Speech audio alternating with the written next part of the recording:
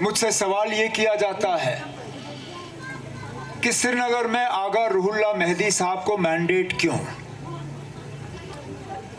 और उसका जवाब रूहुल्लाह साहब की तकरीर में है। क्योंकि ये उम्मीदवार वो शख्स हैं जो मौक़िफ़ से हटते नहीं, उनको इस बात की परवाह नहीं है कि उनके किसी चीज़ का कहने से किसी को नाराज़गी होगी, किसी को बुरा लगेगा, कोई खुश होगा या नाराज़ होगा। इनके जहन में एक ही बात है कि जो सही है वो सही है, जो मौक़िफ़ है उससे हटना नहीं है। और इंशाअल्लाह जब वो आपके वोटों को लेके यहाँ से जून के पहले हफ्ते में कामयाब होकर आपकी नुमाइंदगी करने के लिए दिल्ली पार्लियामेंट चला जाएगा, तो इसी तरह दमदार और ज़ोरदार तकरीरों में वो आपकी नुमाइंदगी जो है यहाँ से करता रहेगा।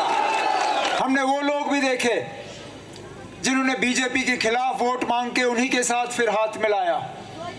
हमने वो लोग भी देखे जिन्होंने यहाँ के काम रोके, जिन्होंने यहाँ की माइनिंग रोकी, जिन्होंने यहाँ जहलम का जो रेत निकलता है उसके ठेके रोके।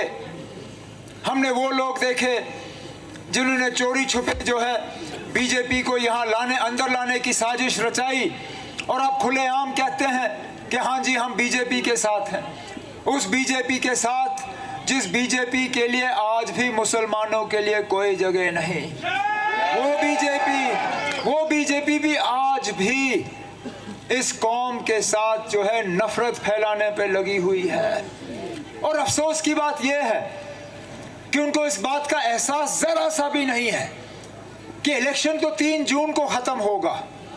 3 जून को इलेक्शन ख़त्म होने के बाद जो 4.5 साल और 5 साल इस मुल्क को चलना होगा, कैसे चलोगे इस तरह नफरत फैला के?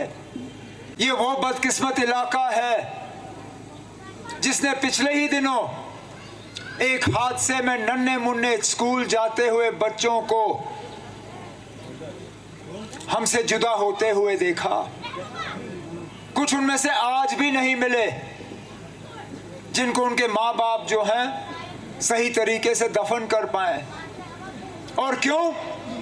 क्योंकि वो पुल उनके लिए बना नहीं, वो पुल उनके लिए बना नहीं जो पुल हमारे दौर में सैंक्शन हुआ था।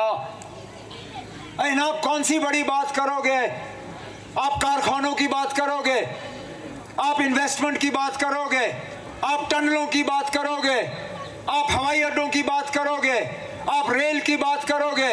अरे जनाब सिर्फ इस पुल की ही बात करें, समझाएं यहाँ के लोगों को आखिरकार क्या वजह थी कि उन मासूम बच्चों को किश्ती के जरिए ये दरिया पार करना पड़ा, जबकि उनके लिए एक पुल का प्रोजेक्ट तैयार हुआ था।